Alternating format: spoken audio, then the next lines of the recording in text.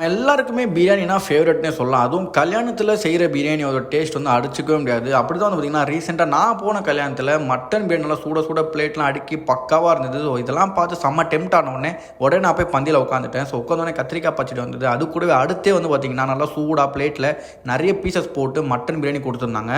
பீசஸ்லாம் செம்ம சாஃப்ட்டா இருந்துன்னு சொல்லலாம். இத டேஸ்ட் பண்ணதுக்கப்புறம் இந்த சாப்பாடு நம்ம எங்கேயோ சாப்பிட்டுருக்கோமே நான் யோசிக்கிறப்போ, அப்பதான் நம்ம அர்ஷத் கேட்டர்ஸோட ஓனர பார்த்திருந்தேன்.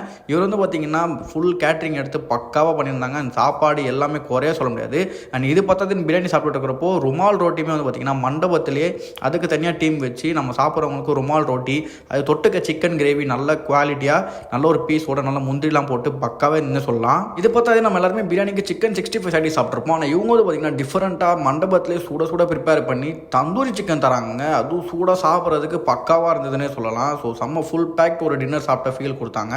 இது பார்த்தாதுன்னு பைனாப்பிள் கேசரி கொடுத்துருந்தாங்க. அது கூட ஃபைனலாக கீர் அண்ட் பன் கொடுத்துருந்தாங்க. ஸோ பன் அந்த கீழே தொட்டு சாப்பிட்றப்போ செம்ம டேஸ்ட்டு, ஸ்வீட் எல்லாமே பக்காவான லெவலில் இருந்தது. ஒரு திருப்தியான சாப்பாடு சாப்பிட்ட ஃபீல் இவங்க வந்து பயங்கரமாக கொடுத்துருந்தாங்க. இது பார்த்ததுன்னு ஃபைனலாக நம்ம எப்பயும் போல் ஐஸ்கிரீமோட முடிச்சிருந்தோம். இதே மாதிரி நீங்கள் வீடியோட அடுத்த வீடியோ சந்திக்கிறேன். பாய்.